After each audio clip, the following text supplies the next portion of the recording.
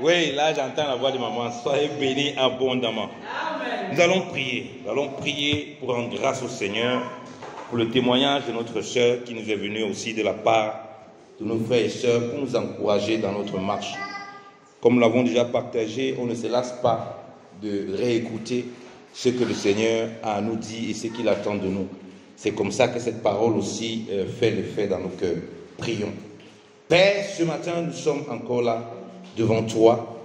Et nous avons écouté ces merveilleux témoignages où tu veux des hommes et des femmes de prière, Seigneur, qui sont audacieux lorsqu'on voit dans ta parole les bien-aimés qui avaient reçu ta parole, reçu la vie, étaient audacieux et ne faisaient plus aucun cas de leur vie.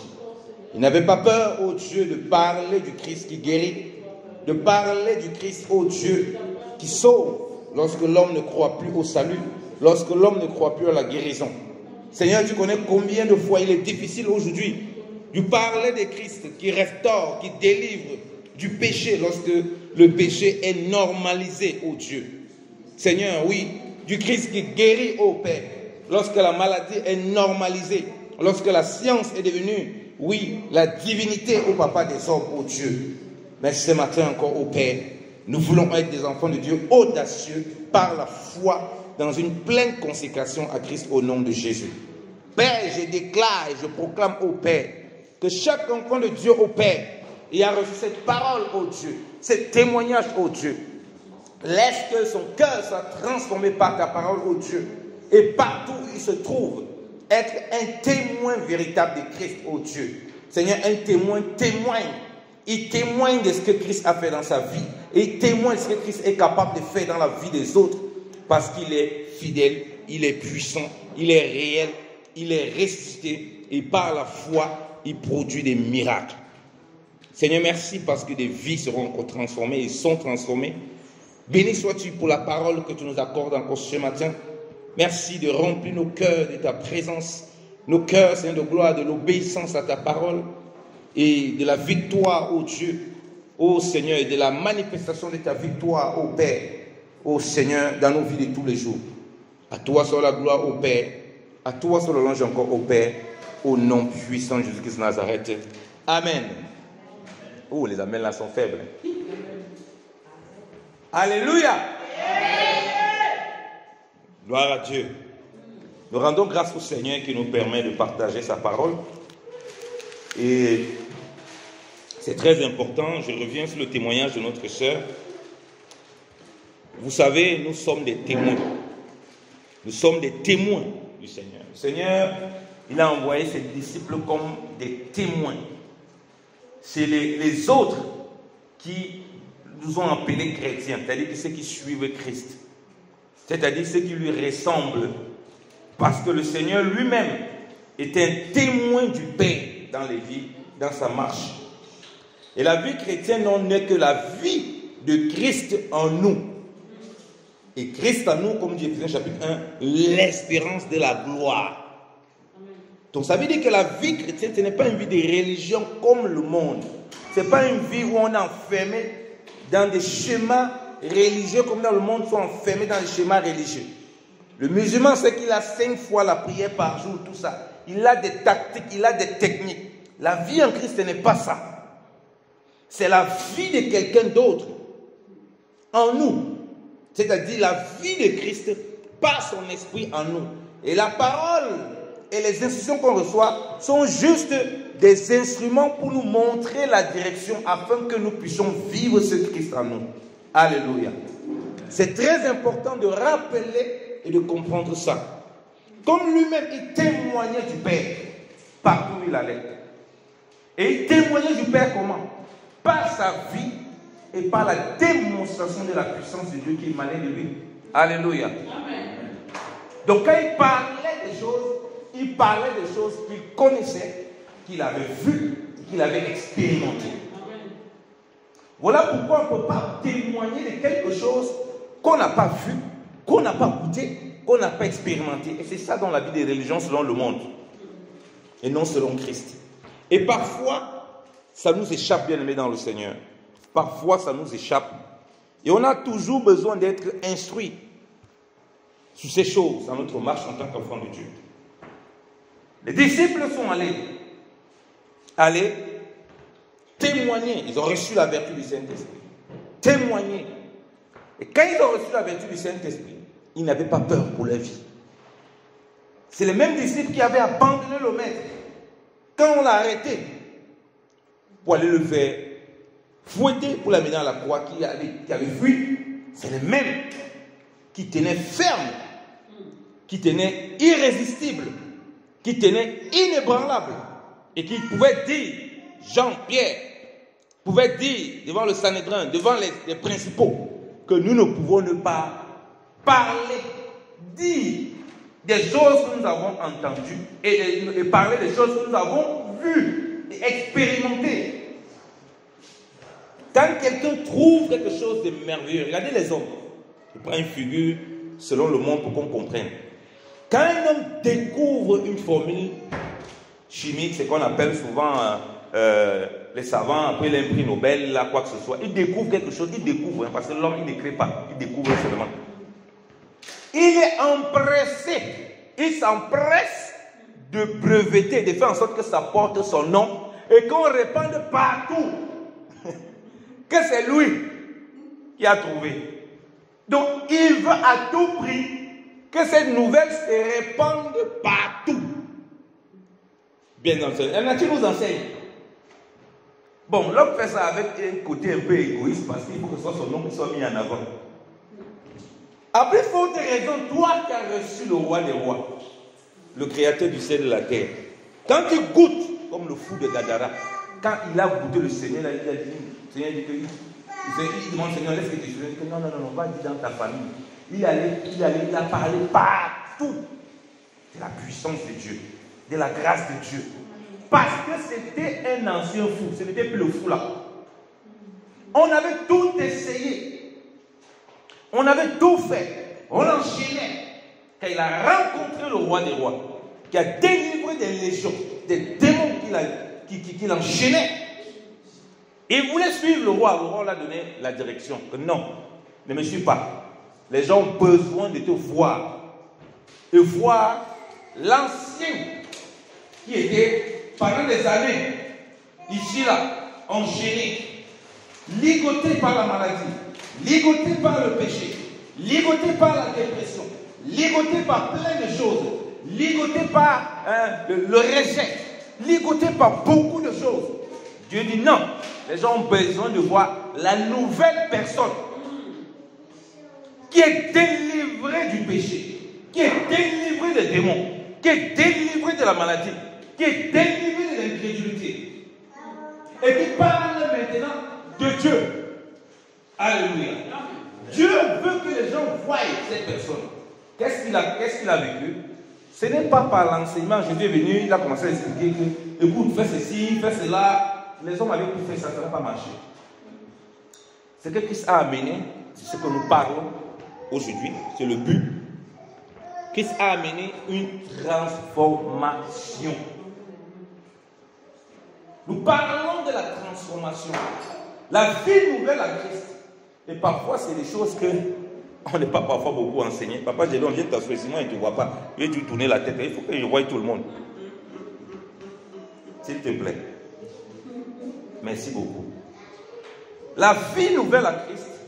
On dit que si quelqu'un a cru, il est une nouvelle création. Vous voyez que lorsqu'on croit d'abord, on passe d'une création à une autre création. C'est une transformation. Ce n'est pas une évolution. Dans le sens où tu étais ici, après tu as un peu bougé le pied. Non.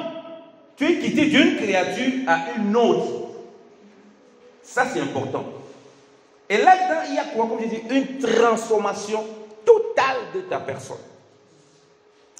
Et ça ne s'arrête pas là. La vie chrétienne, c'est là où beaucoup d'hommes ont fait l'erreur, et parfois beaucoup, par manque d'enseignement. Ils ne comprennent donc pas que ta nouvelle vie là où tu as été transformé, c'est comme ça que ça se passe. C'est une vie de transformation en transformation, en fait. Parce que la nouvelle création, elle n'évolue pas comme l'ancienne création. Elle évolue de transformation en transformation pour être semblable à l'image de Christ. Alléluia. Nous allons lire les Écritures. Je vais aller doucement pour vous expliquer. La nouvelle création, c'est de transformation en transformation. Ce n'est pas la religion. Et c'est ça la religion des hommes. C'est que, soi-disant, tu as suivi un rite, on t'a maintenant accepté dans la communauté. C'est pas comme ça. Tu peux suivre le rite, tu n'es pas une nouvelle créature. Maintenant, dedans, comme tu as subi un rite, on essaie de te donner certaines choses pour te rendre meilleur. C'est pas comme ça. On ne peut pas rendre un pécheur meilleur. Il peut faire des évolutions, mais il demeure un pécheur. Le serpent peut muer, le serpent mue. Oui, le serpent, il change sa peau, il mue, mais il reste un serpent. Le seul qui mue et qui change, qui devient une autre, c'est quoi? Alléluia. Il change, il devient un papillon. Donc il est transformé. Il quitte d'une nature à une autre nature. Il quitte de quelqu'un qui rampait à quelqu'un qui s'envole. Alléluia. C'est ça la vie chrétienne. C'est ça la marche avec le Seigneur. Voilà pourquoi c'est important d'être enseigné sur ces choses-là. Et là-dedans, on va donc donner les clés de la parole qui nous permettent de vivre la transformation que nous devons avoir tout le temps dans le Seigneur. Lisons l'Écriture. Donc, ton évolution et mon évolution, ce n'est pas comme le monde. Vous voyez les gens c'est pour ça que les gens voient les gens dans l'église. Il est dans l'église. Il peut te réciter tous les versets. Mais les versets là, ils ne sont pas lui. Il ne vit pas même un centième de versets. Il n'est pas transformé. Il a la connaissance, il a évolué. Mais il n'a pas été transformé. Ce n'est pas la même chose. Entre ce qu'il dit et ce qu'il vit, il y a un fossé. Et c'est ça notre problème. Parce qu'on n'a pas compris la transformation. Pourquoi? Parce que quand il lit peut-être, ou bien quand il veut venir enseigner, il veut venir enseigner pour qu'on sache qu'il enseigne trop bien. Il connaît les Écritures. Il vient, il épate les gens pour amener les prophéties. Oh ma soeur, oh mon frère. Lui-même, il n'y a pas de transformation. Pareil pour le frère en Christ qui est là, dans la maison. On sait qu'il est chrétien. Il veut montrer à ses frères qu'il est très pur, que lui ne fait pas telle ou telle chose. Mais on voit que le caractère n'est pas changé. Le caractère n'est pas transformé. Ce n'est pas une évolution. Ce n'est pas, je suis colérique, mais ça va, je deviens de moins en moins colérique. Non! Tes frères qui te connaissent comme un colérique doivent voir que Dieu t'a délivré de la colère. Là, ils voient, il a vraiment été transformé. Ils ne voient pas que non, tu fais semblant comme si tu es de moins en moins colérique. Un jour, tu pètes, comme on dit souvent, tu pètes les plombs. On te voit dans une colère inexplicable et tu veux battre tout le monde dans la maison. Et c'est toi qui es chrétien, et c'est toi qui portes à juger les gens. Ne faites pas ceci, ne faites pas ça, ne faites pas, ne faites. Alors que toi-même, tu es dans le même système que eux. Sauf que toi, tu as la Bible, c'est tout. Tu es dans un système religieux où tu les imposes des règles alors que tu as oublié qu'on ne peut que vivre par la foi et par l'esprit pour être transformé. Que ce n'est pas l'esprit. Même si tu le répètes, ne fais pas, il va faire. Tu peux lui dire ne fais pas, si et seulement s'il a l'esprit et il vit la vie de l'esprit, là, il peut arrêter. Et toi-même, tu ne vis pas ça. Tu n'es pas transformé. Ben, c'est clair qu'après, on va chercher, on va dire, mais c'est toi qui t'énerves comme ça, c'est toi qui parles comme ça, c'est toi qui réponds comme ça là. Tu as dit, oui, j'ai les défauts. Oui, Dieu sait que tu as des défauts. C'est pourquoi on parle de transformation. Il te transforme. Lisons l'Écriture. Lisons 1 Corinthiens chapitre 2 Corinthiens, autant pour moi bien aimé, 2 Corinthiens chapitre 3. Dieu t'a transformé, toi et moi, lorsque nous avons cru en Christ, pour que nous soyons de nouvelles créations. Et Dieu nous amène à une nouvelle création pour que nous vivons la vie de Christ en nous. Et c'est là où nous parlons des statuts parfaits de Christ, c'est-à-dire qu'on est transformé à l'image de Christ. Or, comme Christ est quand même un être divin, céleste, spirituel, et qu'il veut qu'on vive la vie telle que lui l'a vécu pour manifester la gloire du Père, ce n'est pas évident pour nous humains dans ce corps charnel. Voilà pourquoi nous avons besoin de tout le temps être connectés au Seigneur pour vivre constamment cette transformation. C'est dans cette transformation, comme on dit, qu'il y a évolution, qu'on parle de la véritable évolution dans le Seigneur. Sinon, on peut connaître beaucoup de choses, on peut faire beaucoup de choses, mais on regarde notre vie chrétienne, notre marche, il n'y a pas vraiment une transformation, il n'y a pas vraiment une évolution véritable. Et c'est pourquoi il y a beaucoup de frustration dans nos vies parmi les chrétiens. On fait beaucoup de choses, on a appris beaucoup de choses, mais il y a très peu de transformation. Lisons l'Écriture, 2 Corinthiens chapitre 3. Que nous dit l'Écriture? 2 Corinthiens chapitre 3. On dit, je vais d'abord commencer à partir du verset 1. Commençons-nous de nouveau à nous recommander nous-mêmes. Or, nous avons besoin, comme quelques-uns des lettres de recommandation auprès de vous ou de votre part. C'est vous qui êtes notre lettre écrite dans nos cœurs, connue et lue de tous les hommes.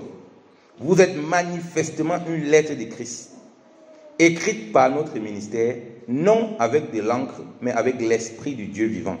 Non sur des tables de pierre, mais sur des tables de chair.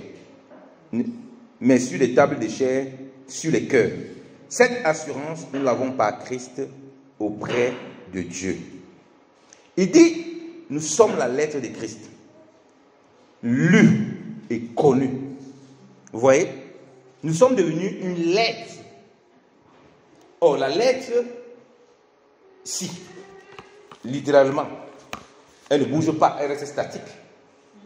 Mais la lettre que toi et moi nous sommes, elle est vivante. Donc en réalité, quand on est transformé, on devient des lettres vivantes. Alléluia. Que donc les gens lisent et connaissent. Donc on va connaître Christ à nous voyant. Parce que nous sommes, comme je l'aime souvent me le rappeler, nous sommes la Bible. Quand les gens vont voir la Bible dans la vie pratique, ils n'ont jamais lu. C'est auprès de nous. De la façon dont nous vivons, la façon dont nous marchons, les gens vont se poser des questions. Mais pourquoi toi tu te comportes comme ça? Pourquoi tu fais comme ça et pourquoi tu fais comme ça? C'est là où c'est l'occasion de leur prêcher l'évangile. L'occasion de les apporter la parole de Dieu. Parce que nous sommes son lettre. Mais il faut cette transformation. Voilà pourquoi si tu as vraiment reçu le Seigneur, tu ne peux pas vivre comme tu vivais avant. Les gens autour de toi ne vont pas voir cette lettre de Christ. Ce n'est pas possible. Si tu continues à vouloir vivre comme tu vivais avant, toi-même tu seras un obstacle pour ta propre marche. Donc, toi et moi, nous sommes la lettre que Christ a envoyée dans le monde. Il n'a pas seulement, vous comprenez pourquoi on a dit, il n'a pas seulement dit vous êtes des témoins, il nous a envoyés comme une lettre. Et l'Esprit du Seigneur habite en nous. Maintenant, j'ai dit ça c'est le premier point. Les gens voient la lettre. Les gens doivent connaître la lettre. Mais comme il dit, ils doivent connaître la lettre vivante, parce que nous ne sommes pas une lettre morte. Comme quand la parole de Dieu, on peut la lire, ça l'aide de la lettre là, mais il faut la vie de la parole. C'est ça qui fait la différence entre celui qui lit, qui n'a pas rencontré le Seigneur, comme les pharisiens qui lisaient tout le temps les Écritures, qui n'avaient pas la vie de le Seigneur lui-même, qui est la parole de vie. Ils ne lisaient pas de la même façon que eux. Le même verset qu'ils lisaient avec eux, quand lui les expliquait, ils avaient l'impression que lui, il tordait ou bien on avait l'impression qu'eux, ils n'avaient jamais lu les mêmes versets. Parce qu'il avait l'explication et la compréhension de ces choses à cause de l'Esprit de Dieu qui se manifestait dans les jours de sa chair, dans son ministère. Alléluia. Maintenant, continue à lire l'Écriture. On va lire à partir du verset 15. On dit, jusqu'à ce jour, quand on lit Moïse, un voile est jeté sur leur cœur. Mais lorsque les cœurs se convertissent au Seigneur, le voile est ôté. On dit que Moïse avait voilé son visage, que les enfants de Dieu ne voilent pas la fin de ce qui devait finir. C'est une figure spirituelle. Quand on parle de la vie de Christ et la vie sans Christ. Eux qui avaient la loi, selon la lettre. Quand ils lisent Moïse, quand on lit la lettre, il dit qu'il y a un voile qui est jeté. Ceux qui sont religieux, qui n'ont que la lettre, sans l'esprit, il y a un voile devant le visage. Ils peuvent lire fatigués, ils ne pourront pas comprendre. Vous comprenez pourquoi l'intendant de la reine d'Éthiopie, qui, l'eunuque éthiopien que Philippe a rencontré, il lisait Ésaïe 53. Il dit, mais de qui il parle le prophète? De lui-même ou de quelqu'un d'autre? Parce qu'il y avait ce voile qui était là. Et que, c'est en lui expliquant Christ, en lui révélant Christ, que Dieu pouvait ôter le voile, comme on a dit, pour qu'il soit transformé, déjà de l'ancienne création à une nouvelle création, et qu'il devienne cette lettre vivant de Christ, lu et connu des hommes. Alléluia. Voilà pourquoi c'est très dangereux, et j'aime le rappeler, même pour les chrétiens, de courir à vouloir lire déjà même l'Ancien Testament, la loi et les prophètes, parce que c'est très difficile en réalité. Ce n'est pas si facile que ça. Et les gens n'ayant pas compris tous les écrits apostoliques et prophétiques, donc c'est la pierre angulaire, ils ne saisissent même pas y à la base, ils partent lire l'Ancien. Et c'est de là que vient toute, je dis bien la 99% de confusion qu'il y a parmi les chrétiens. C'est la lecture de l'Ancien Testament. Donc c'est la lecture de la loi et des prophètes. Toute la confusion qu'on voit, la majorité. Pourquoi? Chacun part là-bas, il cherche ce qu'il veut, il se cherche là-bas, il se balade n'importe comment. Pourtant on dit que même jusqu'à présent, lorsqu'on lit Moïse, il y a un voile qui est jeté sur les cœurs.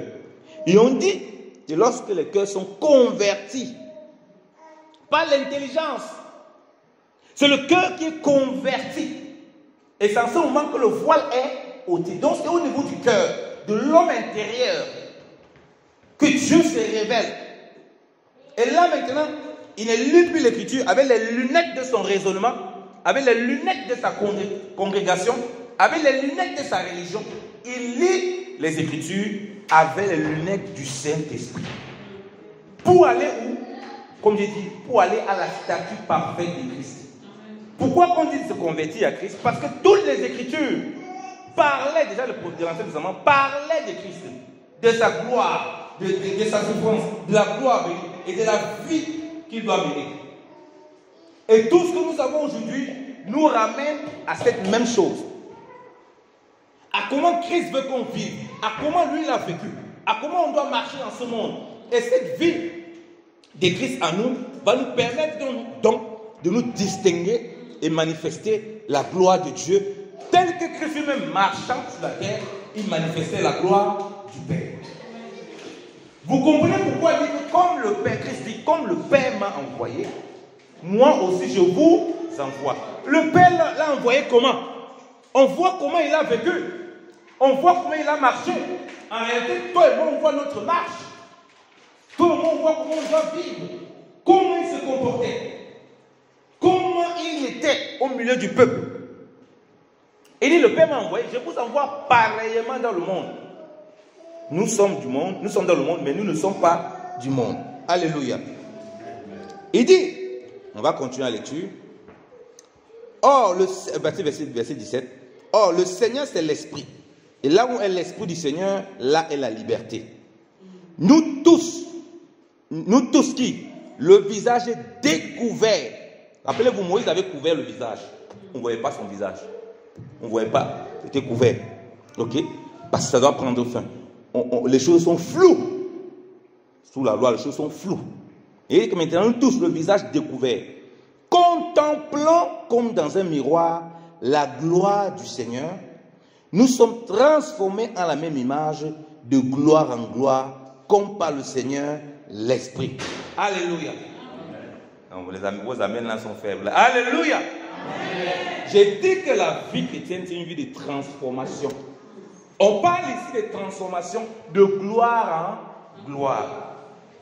Vous voyez que notre évolution, ce n'est pas une évolution comme dans le monde. C'est une transformation.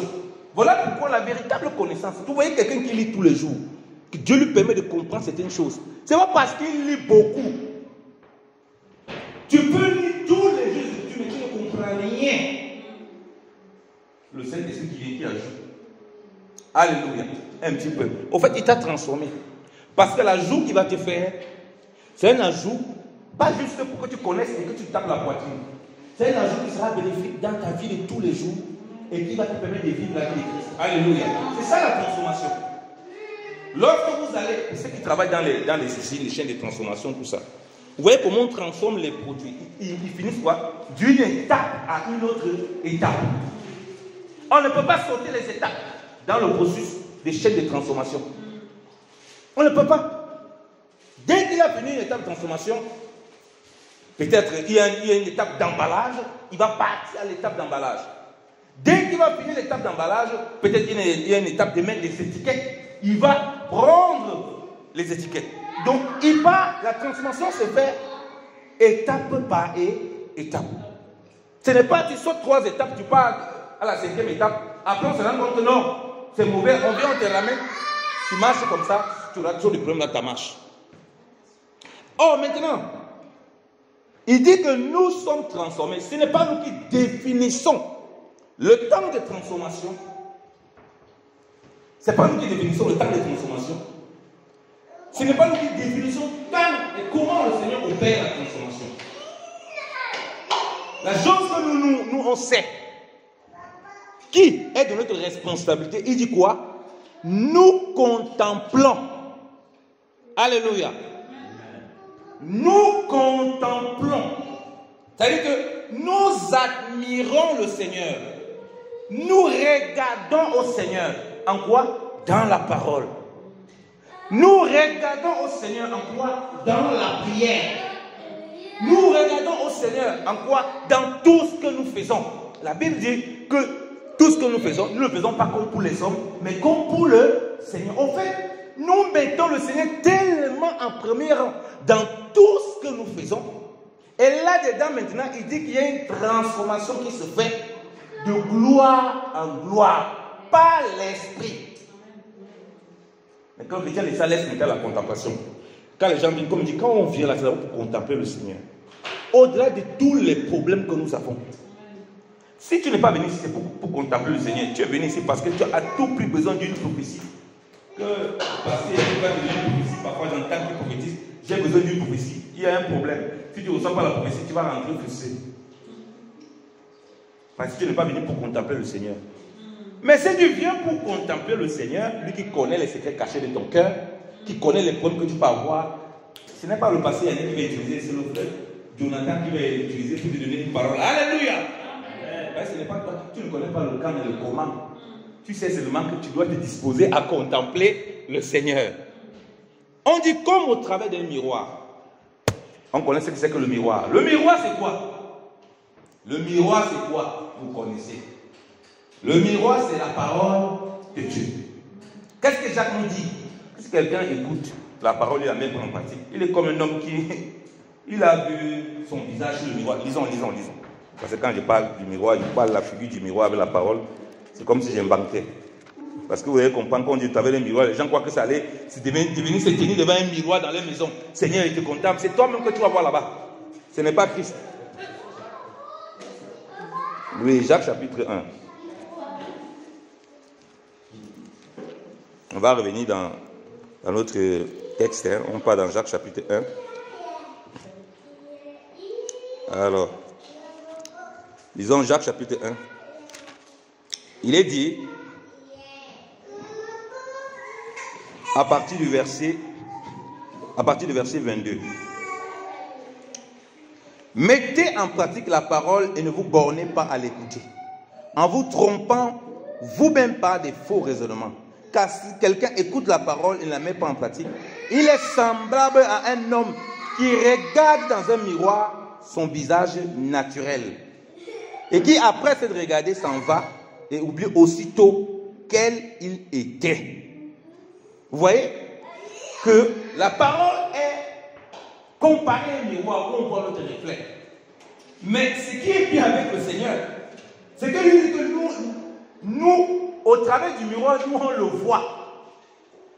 Vous voyez, ce n'est plus nous-mêmes qu'on voit.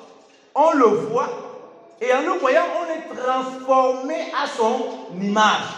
Donc en réalité, lorsqu'on reste en face de la parole et qu'on obéit, ce n'est pas nous-mêmes qu'on voit, c'est le Seigneur.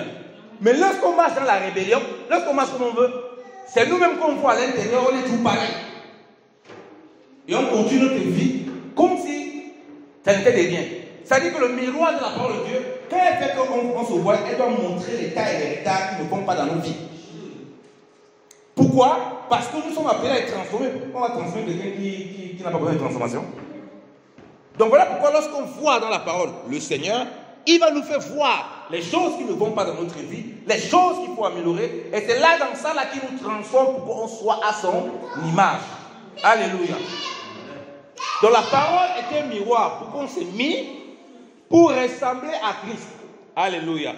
Et pour qu'on voit, et c'est un miroir exceptionnel, hein, parce que là, en ce miroir, on voit le Seigneur Jésus-Christ. Alléluia. pour ceux qui cherchent le Seigneur, pas pour ceux qui se cherchent. Sinon, tu vas voir autre chose là-bas. Parce que dans la Bible, c'est à que se cherche. Les gens se cherchent comme ils ont envie selon les desseins. Mais si tu pars pour chercher le Seigneur, il va te faire voir les choses qui ne vont pas dans ta vie. Il va te faire voir lui-même comment il se transforme. Alléluia. Mais ce n'est pas à toi de décider quand, comment. Tout ce qu'on a à faire, c'est se tenir et le contempler. Ça demande, bien aimé, je sais que ce n'est pas évident, mais ça demande du sacrifice dans la prière, du sacrifice dans la parole de Dieu. Ça ne veut pas dire que tu vas comprendre là, comme dit souvent ces personnes. Tu peux ne même pas comprendre, même pendant des années. Le problème, ce n'est pas ça. Le problème, c'est que tu dois être devant le miroir. Parce que le pouvoir de transformation que le miroir, qui va se faire au travers du miroir, ça ne dépend pas de toi, ni de moi. Je sais simplement une chose, c'est que quand je me dispose en contemplation de mon maître, au travers du miroir, je le vois et lui, il se charge de me transformer de gloire en gloire. Ce n'est pas d'évolution en évolution. Je connais, j'avance un pas, je recule deux pas, j'avance trois pas, je recule deux pas. Je danse quel genre de danse? Je danse la salsa. Ce n'est pas comme ça. Si je regarde le maître, j'obéis à la parole, par la foi, je sais et je fais confiance à mon maître qu'il se charge de la transformation de ma personne. Alléluia. Voilà pourquoi un chrétien évolue, comme par l'évolution ici là, de transformation, mais c'est plutôt de gloire en gloire. C'est-à-dire que l'aura du Seigneur est davantage dans sa vie. La vie du Seigneur est davantage en lui. Il manifeste davantage la vie du Seigneur. C'est ça de gloire en gloire. Il y a une transformation de son être. Il y a un changement de choses qui s'opère dans sa vie. Donc il va de gloire en gloire avec le Seigneur. Même dans les difficultés. C'est ça que les gens ne comprennent pas. Quand les gens parlent de gloire en gloire, ils croient que c'est parce qu'il n'y a pas de problème. Non. Celui que Dieu utilise pour écrire ça, Paul, a connu les pires persécutions dans le Seigneur. Où il était rejeté. Mais c'est là qu'il voyait la gloire de Dieu. Donc on est transformé de gloire en gloire dans les difficultés comme sans difficulté. Dans l'abondance comme dans la disette. Dans les problèmes comme quand il n'y a pas de problème. Cette transformation-là ne dépend pas des circonstances. Parce qu'on nous dit ici, là, aussi longtemps qu'on le contemple, on dit qu'on est transformé de gloire en gloire. Qu'est-ce que ça a à voir avec ce que nous traversons? C'est même dans cette maladie, c'est même dans ce problème que tu vis là, que Dieu veut que tu le voies, que tu le contemples et que tu vas voir sa transformation de gloire en gloire. Parce que rien n'arrive au hasard. On n'a pas dit non, on est transformé de gloire en gloire parce que tout se passe bien pour nous. Non. La gloire du Seigneur, c'est l'aura, la présence, la manifestation de sa puissance dans ta vie. Même dans l'infinité, elle sera là. Tu vas passer quelque part, on va reconnaître. Tu as quelque chose. Il y a quelque chose qui émane de toi. Il y a quelque chose qui sort de toi. Alors que tu as tous les problèmes de la vie. Parce que Dieu veut manifester cette gloire durant ces moments. Il veut te transformer malgré ces situations-là. Alléluia. Et cette transformation-là, c'est là, comme j'ai dit, on voit la lettre de Christ lue et connue des hommes. On voit une foi inébranlable. La foi, ce n'est pas inébranlable lorsque tout va bien. Ça, c'est trop facile. Quand tout va bien, on dit qu'on est à la foi, Dès que le problème vient, on ne voit plus les gens dans l'assemblée. On ne voit plus les gens dans la prière. Il ne prie plus. Il est découragé. C'est l'épreuve de ta foi. Et c'est là où on voit la transformation. Puisque tu ne quittes pas devant le miroir. Parce que tu dis que tu as les problèmes. Puisque tu sais en qui tu as cru. Puisque tu regardes le Seigneur. Tu ne regardes pas tes problèmes, tu regardes tes problèmes. À un moment, tu abandonnes. Tu dis que c'est quoi ça? Puisque toi, tu as fixé le temps. Quand les hommes font des projets dans le monde, ils fixent les années, les mois, le temps. Mais ce qui est étrange avec le projet de Dieu, c'est qu'il dit c'est lui qui fixe les temps, les jours, les secondes. Ça ne dépend pas de toi et moi. Donc si tu comptes sur ça, tu vas abandonner un coup de route. Parce que toi et moi, quand on forme des projets, nous on met les heures, on met le temps. Mais Dieu, c'est son projet. Il gère comme il a envie, comme bon lui semble. Et il connaît les profondeurs de notre cœur. Il sait que celui-ci, je lui donne ça aujourd'hui là. Demain, comment il va parler mal aux gens. Il sait que celui-ci, si je le laisse pas dans telle condition, pour qu'il arrive à une certaine expérimentation de ma crainte. Ça serait compliqué. Mais nous ne sommes pas à la place de Dieu. Tout ce que lui nous demande, contemple le roi des rois et soit transformé à son image. Alléluia. Et c'est là où on comprend maintenant la figure de la transfiguration. Alléluia. Et beaucoup de chrétiens lisent, on va lire la transfiguration. C'est là où on comprend la figure de la transfiguration. Oh Seigneur, je vais être transfiguré comme toi. Ah bon? Tu veux être transfiguré comme le Seigneur? C'est bien, c'est une bonne chose. Mais lisons l'écriture, hein, de ce qui s'est passé.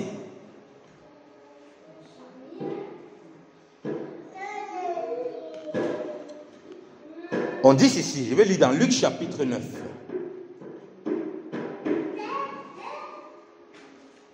Je vais lire à partir du verset 27.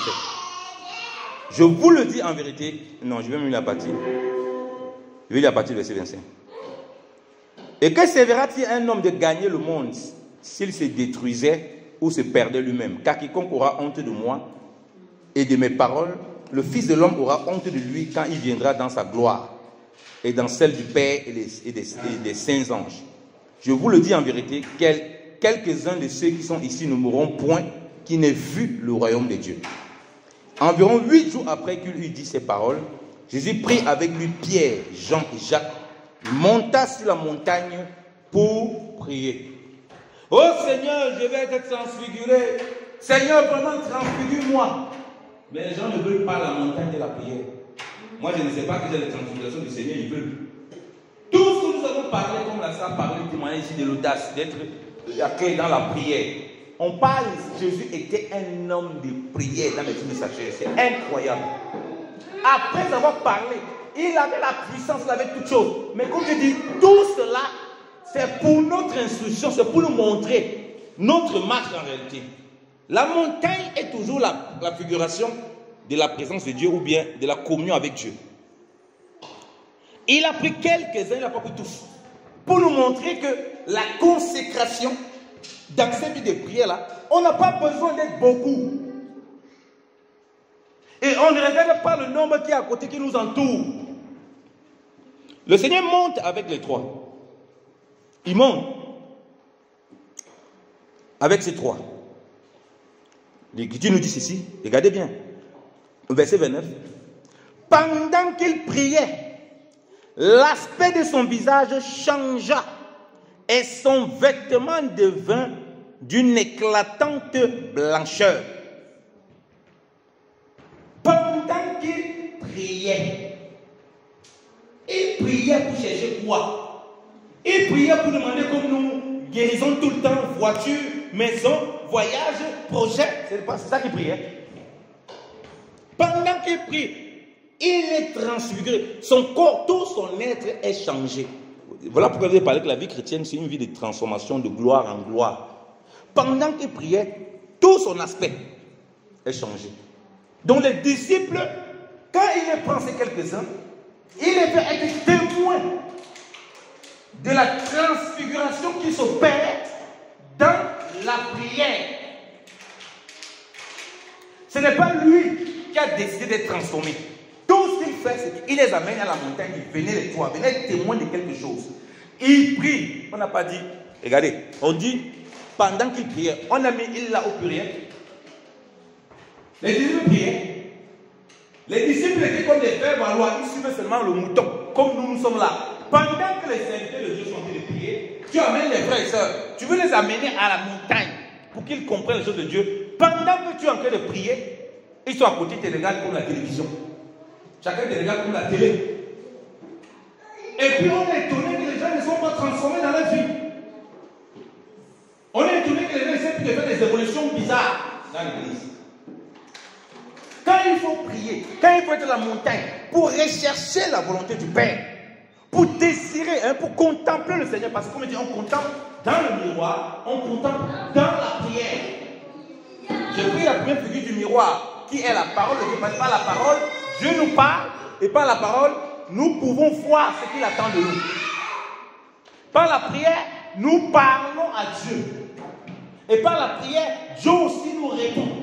On voit que dans la prière, il y a une réponse de Dieu là qui s'opère. Voilà pourquoi je dis aux gens que quand tu pars prier, tu n'as pas besoin d'entendre une voix. Tu n'as pas besoin de dire, oh Seigneur, tu m'as exaucé de quelque chose. Il y a quelque chose qui s'opère, même sans que tu le saches. C'est cette transformation-là, aussi longtemps que tu es sincère, que tu contemples le maître pour être à son image, on dit son visage est transformé. Transfiguré, même ses vêtements. Voilà pourquoi Paul touchait le mouchoir, les gens pouvaient guérir. Ce n'est pas lui qui avait décidé. Voilà pourquoi Pierre, son ombre, pouvait guérir. La transformation était arrivée à un point où même le être entier, Dieu pouvait utiliser ça dans n'importe quelle position pour opérer des choses qui nous dépassent. Parce que quand on est transformé de gloire en gloire, la gloire du Seigneur se répand sur ton corps. Tu seras étonné même que, comme Jésus-Christ, quelqu'un, la femme qui avait appelé ça, a touché, une puissance est sortie de lui. Toi, en tant qu'enfant de Dieu, tu peux marcher étant transformé comme ça là. Rien que quelqu'un qui te touche, parce que tu es serviteur de Dieu, il veut seulement te saluer. Tu ne sais pas ce qui va lui arriver après. Une guérison s'opère dans sa vie. Une bénédiction incroyable s'opère dans sa marche. Une visitation puissante s'opère dans sa vie. Mais pour ça, il faut que les gens qui soient des gens qui prient, qui soient transformés. Mais si les gens qui prient, qu'ils attendent d'abord de voir, il y a un problème. Ils sont dans l'incrédulité. Donc, il est transformé. Il est éclatant. Ils sont témoins de ça. Vous et moi, le Seigneur veut que nous soyons témoins parce que nous le vivons dans notre vie de tous les jours. Voilà pourquoi dans le moment de prière, tu vas recevoir des révélations impressionnantes de la part du Seigneur. Tu ne t'attendais pas. Ça peut être pendant. Ça peut être après. Alléluia. Mais ne sois pas comme ceux-là qui étaient là, ils regardaient seulement le maître. Dieu ne veut pas qu'on soit là. On regarde. Oh, vraiment. Il y a des frères ici qui viennent à l'assemblée. Ils ne croient pas que Dieu, pendant le moment de prière, que Dieu peut leur donner une parole de prophétie. Pour parler. Ils attendent. Ah, apparemment, tel pasteur-là, il a l'onction de prophétique. Il a le don de prophétie. Ce n'est pas une bonne mentalité. C'est une mentalité religieuse comme ces trois-là. On les a appelés pour prier. Ils sont venus des spectateurs. Toi qui es là, tu es aussi là pour prier. Comme nous sommes transformés en son image de gloire en gloire. Donc toi, ça te concerne. Si tu es dans la prière, tu cherches avec cette transformation. Dieu te met une parole. Dieu te fait en sorte que tu imposes et il guérit. Dieu te donne une parole de connaissance pour encourager, fortifier quelqu'un. Ce n'est pas pour une personne en particulier. Puisque la transformation, c'est le Saint-Esprit qui est sur tout le monde, qui peut l'opérer comme il veut, quand il veut, comme ça l'arrange. Alléluia. Maintenant, on dit, et voici deux hommes s'entretenaient avec lui. C'était Moïse et Élie. Et qui apparaissaient dans la gloire. Parlaient de son départ qu'il allait accomplir à Jérusalem. Vous voyez? Il parlait de son départ qu'il allait accomplir à Jérusalem. Vous voyez que Moïse, parce que les gens souvent ne comprennent pas, Moïse et Élie vont représenter quoi? Et Moïse, tu vois, la parole, la loi. Puisque Christ est venu accomplir la loi. Je veux dire que la loi maintenant doit parler, la lettre doit être vivante. Moïse ici représente la loi, contrairement aux autres qui ne parlent pas, qui ne comprennent pas. La loi parle pour lui, parce qu'il est venu pour l'accomplir. La loi a un sens, puisqu'elle révèle son projet. La parole de Dieu parle. C'est la Bible dit que si tu discutes encore que ce n'est pas la parole de Dieu, ça veut dire que ça ne te parle pas. Parce que ça te parle déjà, toi à ton cœur, il n'y a plus de contestation que c'est la parole de Dieu. Le débat est fini. Tu n'as pas besoin de t'expliquer comment les hommes ont écrit et sont de démontrer. Il n'y a plus, ce n'est plus possible. Et vous voyez que c'est dans cette vie de prière-là qu'on nous révèle déjà Moïse. Et tu as Élie. Élie, c'est quoi? La figure du prophète qui a ramené le peuple de Dieu à Dieu. Donc, tu as dit que la voix de Dieu qui va te parler par le Saint-Esprit, parce que le prophète était quoi? La bouche de Dieu. C'est-à-dire que la représentation de l'Esprit. Donc, tu as la parole par Moïse et l'Esprit par Élie, qui est représenté, qui est manifesté là pour te révéler les desseins de Dieu dans tes moments de prière, pendant que Dieu est en train de te transformer. En ce moment, tu ne sais même pas qu'il est en train de te transformer. Alléluia. Tu sors de là pour accomplir la volonté de Dieu. Pendant que ceux-là qui étaient à côté, des dormeurs et des ronfleurs, regardez leur raisonnement, qu'est-ce qu'ils disent? Pierre et ses compagnons étaient apaisantis par le sommeil, mais s'étant réveillés, Mais s'étant tenu éveillé, il vit la gloire de Jésus et les deux hommes qui étaient avec lui. Au moment où ces hommes se séparaient de Jésus, Pierre lui dit, Maître, il est bon que nous soyons ici. Dressons 3 tentes, une pour toi, une pour Moïse et une pour Élie. Il ne savait pas ce qu'il disait. La Bible dit, parce qu'il y a beaucoup, il y a dans Marc, hein, j'ai pris Luc parce que c'est important pour Luc. Ça m'a conduit vraiment dans Luc, parce qu'il y a beaucoup de choses là qui est bien pour nous. Je vais conclure vu le temps qui avance. L'Écriture dit qu'il ne savait pas ce qu'il disait. Alors que ça nous concerne. Alors qu'on le voit, Seigneur, on a raté quelque chose d'incroyable. Normalement, nous devons être nous-mêmes transformés. Il n'a pas compris ce que ça voulait dire. Donc il fait les tentes et eux-mêmes sont dehors. Ils font les tentes et eux-mêmes sont dehors. Alors que nous sommes la tente de Dieu. Donc Pierre étant que Dieu, Seigneur, qu'au fait, nous ne sommes pas la tente. Nous sommes des accompagnateurs comme dans l'église. On vient accompagner. On ne veut pas la consécration. On ne veut pas contempler le maître. Vous, les pasteurs, les conducteurs, les docteurs, les enseignants, tout ça, les prophètes, les responsables, vous contemplez à notre place. On vous donne cette charge de contempler à notre place. Nous, on va venir faire les tentes, on va venir, on va regarder quoi, comment vous faites. La gloire de Dieu repose sur vous et non sur nous. Dieu ne veut pas seulement qu'on dise qu'on a vu la gloire de Dieu, mais il veut qu'on vive la gloire de Dieu. Alléluia. Nous voyons et nous vivons. Le Seigneur voulait qu'ils voient et qu'ils vivent. Et ils ont vécu la gloire de Dieu. Cette transformation qui a été opérée, bien dans le Seigneur. Donc, laissons le Seigneur nous transformer de gloire en gloire en étant des hommes et des femmes de prière.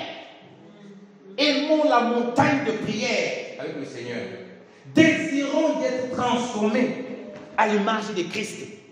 Aimons la parole de Dieu où Dieu nous parle, même lorsque c'est dur pour nous de comprendre et d'accepter. Prenons du temps dans la parole. Oui, parce qu'elle n'est plus la lettre simplement, elle est la lettre vivante. Elle n'est plus Moïse simplement, elle est la lettre vivante. Pour les autres, elle est toujours Moïse, c'est-à-dire que c'est la lettre, il n'y a pas la vie. Mais pour nous, elle a la vie, c'est la parole de Dieu. Écoutons l'Esprit de Dieu qui est figuré par Élie. Écoutons l'Esprit Seigneur. Soyons attentifs, mais pour être attentif, il faut être dans la prière et dans la parole, sinon tu vas être comment? Parce que la prière là, le Saint-Esprit, on a vu que le Saint-Esprit te transforme. Il te dispose à écouter ce qui va venir de l'Esprit ou bien directement de la parole. Et parfois, moi, je vais vous dire, je vais régler ce parfois je prie. Pendant que j'ai pris une fois le du Seigneur, je note, je m'avais pris ma Bible. Ce n'est que dans la prière que j'ai reçu ça. Pendant que, après que j'ai prié, quelque chose me vient à cœur. Pendant que je me dis, c'est après le moment de prier que le Saint-Esprit ouvre mon intelligence. Je comprends ce qu'il fallait faire sur telle ou telle chose dans la parole. Élie et Moïse sont là pour nous accompagner. La parole et l'Esprit pour nous accompagner à accomplir cette transformation. Que le Seigneur vous bénisse abondamment, qu'il nous bénisse et qu'il nous remplisse encore de sa grâce. Au nom puissant de Jésus-Christ de Nazareth. Amen.